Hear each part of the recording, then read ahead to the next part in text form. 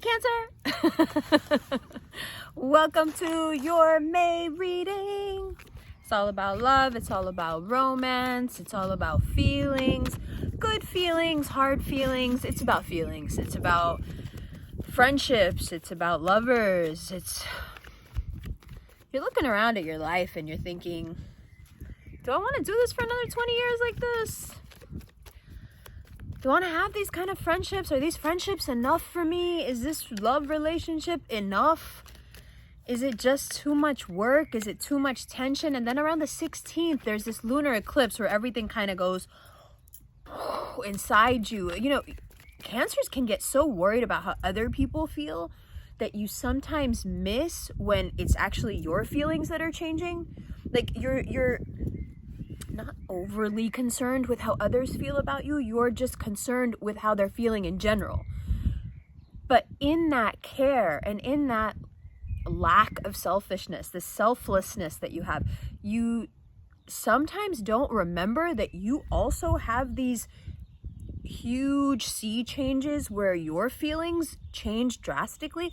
So lunar eclipse is one of those times where it brings you closer to what's really going on inside you. It brings you closer to your own feelings. It removes you a little bit, just a little bit, from the expectation, from perhaps the need that other people are displaying. And it gives you a little bit of room, just a little bit of room to feel your own feelings and maybe take stock a little bit. Are my feelings changing? What can I take from this friendship? What can I take from this love relationship? What was good? What did it teach me? Even if it has nothing to teach me anymore, does it have to just be completely done away with? Or is there a way to kind of phase myself into a new lifestyle where this person isn't so prevalent?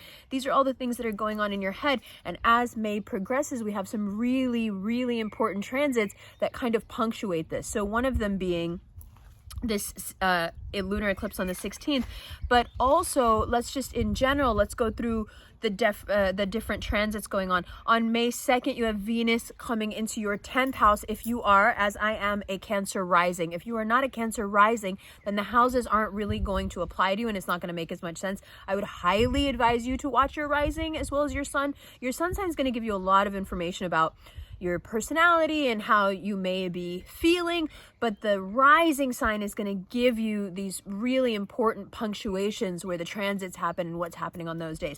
So now I'm specifically talking to Cancer risings when I say that on the 2nd, Venus enters your 10th house. On the 11th, Jupiter enters your 10th house. On the 24th, Mars enters your 10th house. Just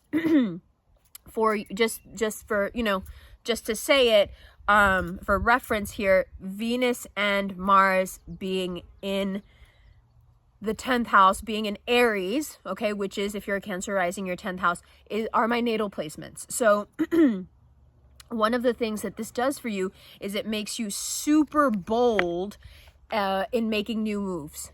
It makes you super bold in making new moves. It makes you super bold at walking away from whoever you used to be. It makes you very adamant at walking away from people who won't let you grow and won't let you change. There's one card hiding. It gives you this strange zhuzh in life where people are really attracted to you because of your work. People are really attracted to you because of your brain. Even though you have all these other things going on, there's this 10th house, when stuff goes on in your 10th house, it makes you desirable in a way that generally doesn't fit with how society would like to see you, right? So if you're a guy or a girl, or if you identify as neither, there, regardless of how you identify, there are certain like outliers, right? That we associate. But when you have transits in the 10th house, especially something like Venus, especially something like Mars, but Jupiter, we'll talk about that in a second. It gives this element of seduction and power that usually you wouldn't find in that area of the person's life. This is someone who on first meeting you think is super soft and perhaps even, you know, overly sensual, and then you get to talk to them and they have this driving, piercing intelligence, and all of a sudden you're attracted on a whole other level. So it's this kind of thing. You don't even really know how much you're, you know, throwing it out there, and it's wonderful, but at the same time it's going to leave you with a lot of options and a lot of choices to make. So let's go through these one by one a little bit. Now, the mistakes and secrets that come out during the eclipse, this is especially for those of you who are in an established relationship. You're going to have to be brave through those moments during the lunar eclipse, because you're going to have to decide what's more important to me. Burning it all to the ground and starting over on my own, or trying to salvage this and find my way and my path with this person that I've, you know, established something with and have been with for some time. And for some of you, that's going to be a no. Especially if somehow finances are involved, if the arguments you're having are about money, if that's the thing you can't seem to get past with somebody, you know, these are for those of you who have a significant other, then it just gets so messy that one of you may decide like, okay, you know what? This eclipse is just bringing too much of this forward for me, and I don't want to spend my life or spend the rest of my life or spend my old age, however you're looking at this, with someone who's going to be cheap about money, or with someone who's going to be irresponsible with money, or someone who's going to be stingy with money. Like it doesn't matter what it is. If it's a financial woe that you have, or a financial issue that keeps coming up in the relationship one way or another, they think you're irresponsible, you think they're irresponsible, whatever's happening, it's just too much. You know, for some of you, you're like, you know what, this isn't worth it anymore, because it's icky enough to be in love with someone and have this thing come up over and over again that you inherently know is not that important in the way that they're making it, because you're so much more about your heart, and you're right to be that way. It's icky enough to deal with it, but then to have it become such a constant issue is just so draining and so disappointing, because the truth is that it being draining is like okay with you. You are the type to be like, drain me, baby. Like if we need to talk about this, if we need to get through this, let's fucking do it. Like I'm here for it. Drain me, I'll fill back up. I'm gonna go back into the tide and come back new. But this is the kind of draining where it's like, this isn't even worth it. If you want to drain me because you want to talk about how much you love me and we want to fight about it, and you know, if you want to be toxic with me about our love, like I get it, I'm down for it. But like, some people are so small, all they got is money. And now you want to fight about it? Like, you're lucky enough to be in love, or we're lucky enough to have found each other, and now you want to fight about this instead of like being a team? Like, maybe I can't do this anymore, you know? And teams and your road, it becomes a big theme for you starting in May, and it lasts for the rest of the year. Big collaborations, especially if you work in online business, big collabs, big business, you know, coming to you and saying, listen, we like the creative work that you're doing, or we like your online business, or we like this online service that you offer. A lot of that kind of energy coming in. So you want to be careful with your image right now. You want to be careful with how you're presenting. I would even be careful with how you're being seen out here. I will tell you, living in New York half the year, that it's always on the days where I don't think I'm going to run into somebody, and I've like taken no care with myself, that I run into everybody. So that's kind of the vibe I'm getting for you guys this month as well. Like, whenever you feel like being lazy and just like being out here, yeah, don't do that. Kind of see yourself as like a walking billboard for your business right now, and really take the time in May to, well, not do this. Don't do this.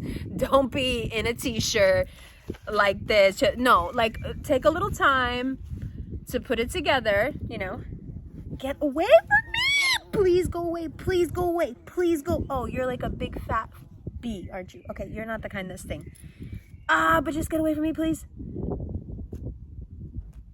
Thank you. Bro.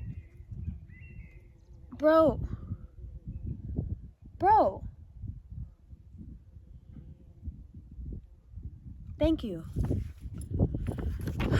Okay. What else?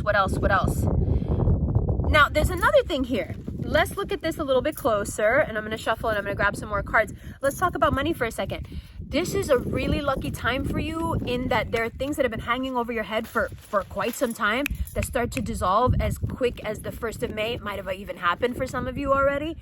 But that place, that thing that was dissolved, it's part of a larger pattern of things that are just moving out of your way.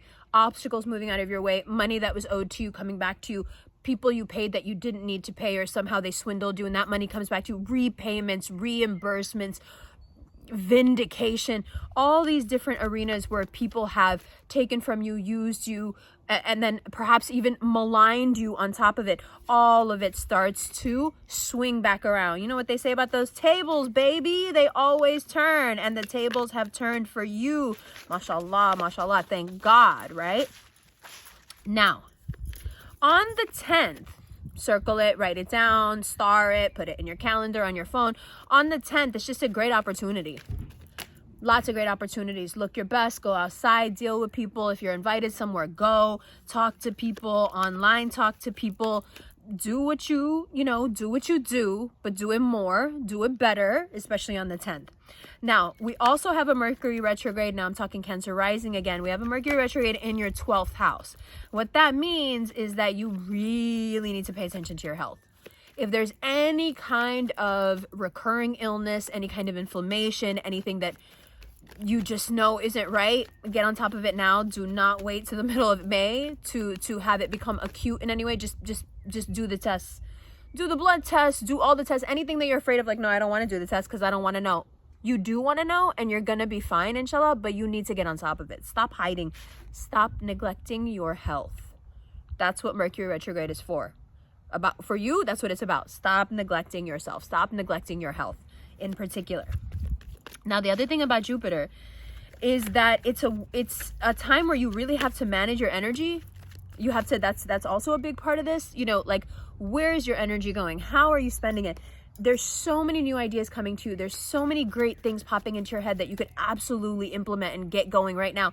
But it's to the point. It's the frequency of it and the amount, right? The sheer volume of ideas coming in, and they're all feasible and they're all great, can just exhaust you mentally, physically, especially if you follow every impulse, especially if you're like, yeah, that's great. I'm going to schedule that. You know, you can go into hyper work mode. We know this.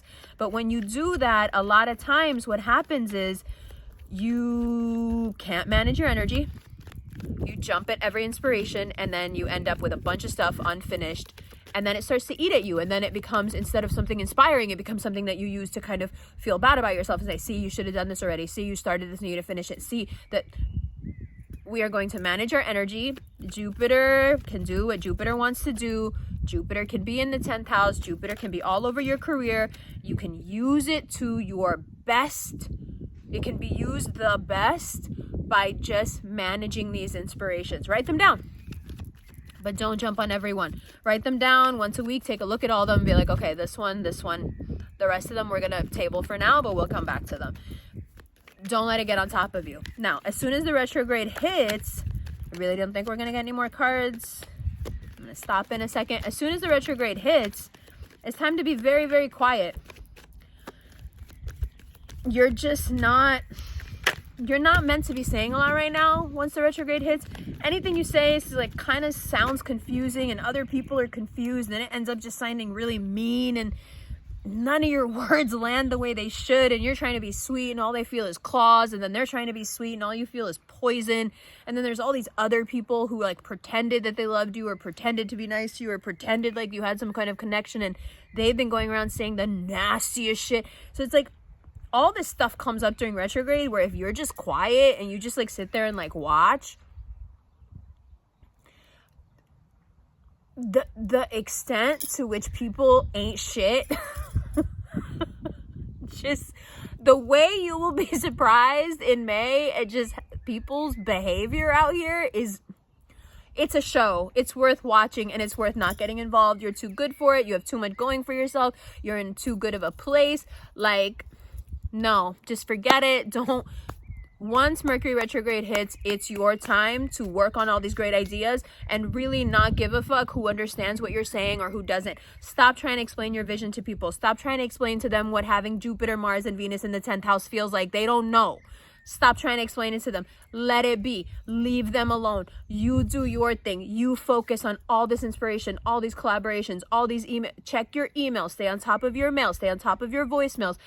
Network. Text your friends. Hang out with your friends. Somewhere in there, lurking is a bevy of opportunities just waiting for you to tap in. And the way that you tap in right now is to give yourself a little bit back to the world. There has been this kind of tacit thing, that's been going on with Cancers for a while now, where you like, I don't really think you deserve me, so I'm just going to kind of stay in my shell. But that kind of staying in your shell out of spite or out of loneliness or out of isolation is very different than what I'm talking about. I'm saying get all the way out there in May until the retrograde hits, and then come inward, but not because you're running away, not because you're isolating, not because you're trying to sublimate something, but genuinely because you have this bevy of amazing ideas and you need some time to sort through it, and everyone's acting insane during the retrograde and saying insane shit to each other, and you just don't want to be a part of it.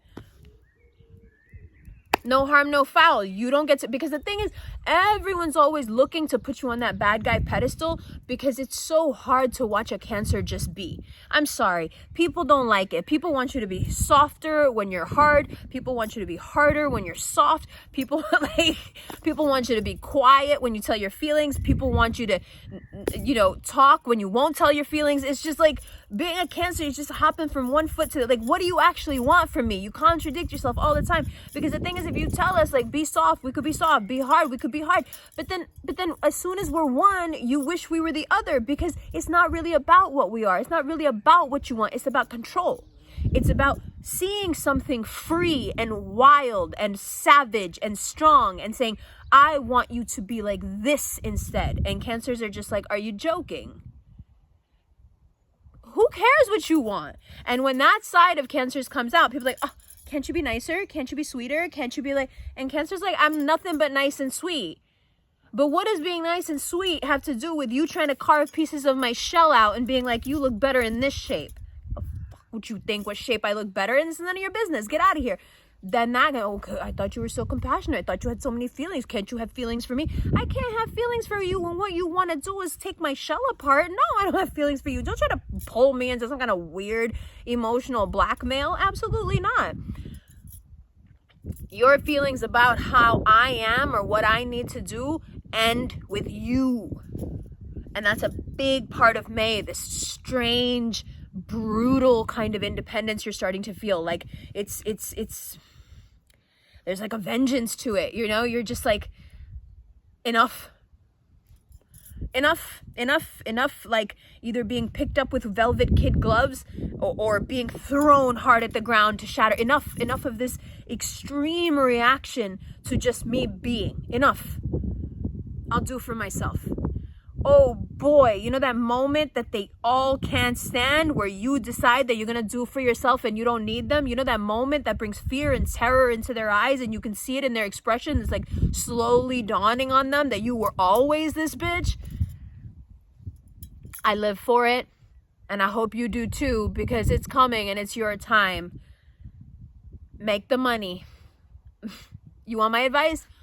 Put everything else aside and make this money. Because I'll tell you what, when the people leave, when the system won't support you, when nobody stands with you, you got God up there and you got money down here. Everything else will in one way or another let you down, leave you, disappoint you for no reason, for no fault of your own, and maybe not even their fault. The fact of the matter is, your spiritual life belongs to the one up there, and your material life is your responsibility. Period. If you get that under control, and right now you can really make it pop, if you get that under control, everything else will find its place. And I've said this to you before, and I know so many of you who took my advice months ago and started saving and started kind of, not even months ago, it's been like a year, and started looking at things in terms of like financial security, you know, can be conflated with emotional security. There's a huge connection there. I feel better. I feel more emotionally stable when I know, you know, my home is taken care of, my rent is taken care of, my bills are taken. We're just expanding on that now. Now it's not about survival. It's not about just being taken care of. It's about like going, now we're going for it. Now it's like, now it's time. Just go. Just go. It's time. Your card is here. Like, if there was a card that meant just go, this is it. Except maybe these two more. Just go. Just go. The road is open for you, baby. I love you. Let's look at these cards. Hi, Cancer. Welcome to the second part of your reading. Let's take a look at that Six of Swords, right? Quickly moving away from things which were, for the most part, beneficial. You learned a lot, even if it was through your misery. I think the Six of Swords is first because it's a reminder that even when things don't work out the way you think they should, there is still much to glean and much to be learned from the experience, and most importantly, from the letting go, right? You being able to let go right now has nothing to do with your stubbornness. It has nothing to do with love or even with your ego.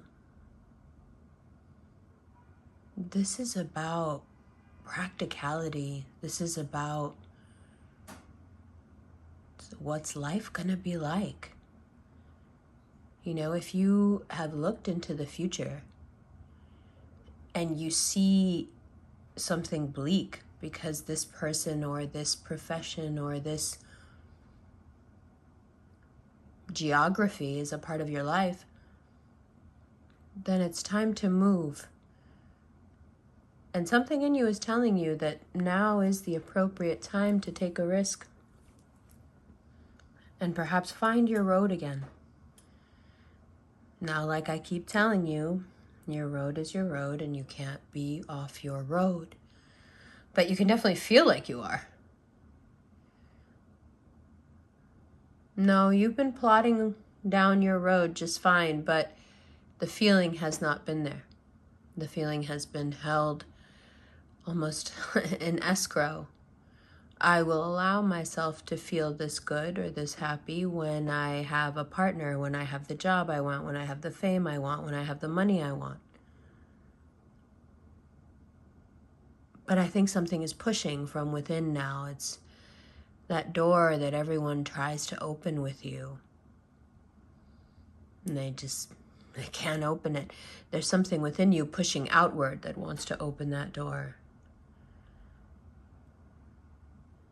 You are ready to let yourself in your behavior be as big as you are in your private thoughts and dreams. There's a lot of alignment happening between how you think internally and how the real world is stacking up around you. And I think the big piece there is that you're allowing yourself to feel better about yourself. You're allowing yourself to feel for yourself and not hold those feelings in in a holding pattern, right? In a void, waiting for someone to come and tap into them to give you a reason to justify feeling that good or justify feeling that confident. It's a tricky mind game, but many, many Cancers play it. And to have that particular dynamic just erased. First of all, it's a big thing. It takes a little adjusting to. And secondly, you start to develop a quite intimate relationship with yourself. Because for some, it's probably the first time that they will allow their feelings to be first on the list. And for those of you who already put your feelings first on the list, it might be shocking to consider that there are some feelings that you've never allowed yourself to have, some beliefs you've never allowed yourself to hold, because that's just something you're not worthy of on your own. or that's not something you're worthy of until X, Y, and Z happens. Those caveats fall away, especially as we head into Gemini season.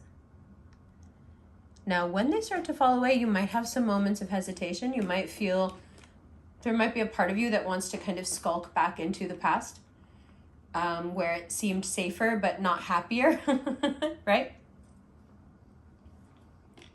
And that may make you overreact to the people around you because it makes you a little bit, forgive the pun here, crabby, right?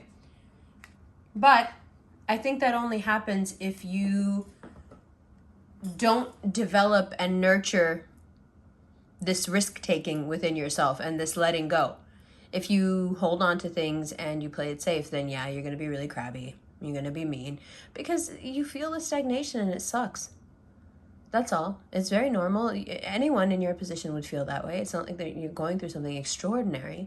It's just how you handle it is extraordinary, because if you choose to allow life to show you, like, yeah, this is not good for you, it's draining you, it's bad for you, and you let it go, it is extraordinary because of what comes next, because of all the room it makes in your life. Sometimes we don't even realize how much room something or someone is taking up until they're gone, and we feel all that empty space, and we can start to fill it with things that actually mean something to us.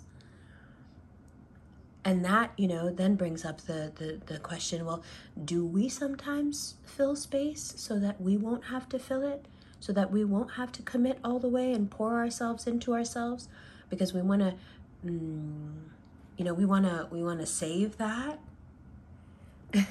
for other people, right? We want to hold that in reserve to give to other people, and maybe if we have some empty room in our life, we'll have to do something about it, and we'll have to use some of that energy on ourselves. And you'll often see this in Cancers, like the way they won't spend money on themselves, they'll spend money on everyone around them, but they won't spend money on, it's the same thing here. Only done with like feelings and energy and, manifestation ability. Let me just hold on to this, but not use it for myself. But if I have this empty space, I'll use it for myself. So let me fill up this empty space with nonsense and garbage and all kinds of leeches and drains and liars and thieves and people who gaslight me and put me down and pretend this and that, but really they're nothing. And then when Mercury retrograde hits, I'll curse them all out and be super mean to them. Or you can clean house as the month is pushing you to do. You can trust your instincts. And you can make that empty space and fill it with the most beautiful, creative, wild, weird concepts and feel fulfilled and happy. Not because there's somebody in your life, not because there's someone beating your door down, not because someone else has given you value or some job or some title or some person or some relationship. No, because you're dope, right?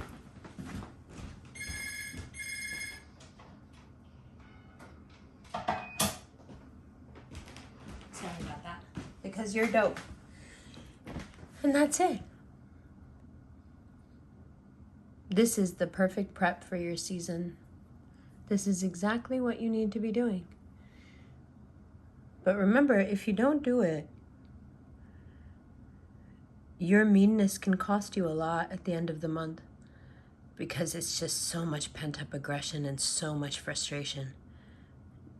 Anyone would react the way you'll react, but not everyone has claws.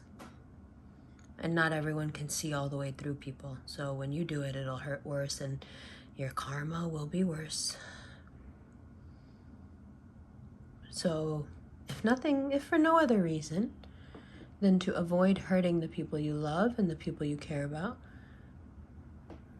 get rid of the people that don't mean anything anyway. All right? And get comfortable with that empty space. It's okay if it's scary. It's okay if you are afraid to commit to yourself or afraid to pour into yourself. Try. Or leave the space empty for a little while. See what comes in. Right?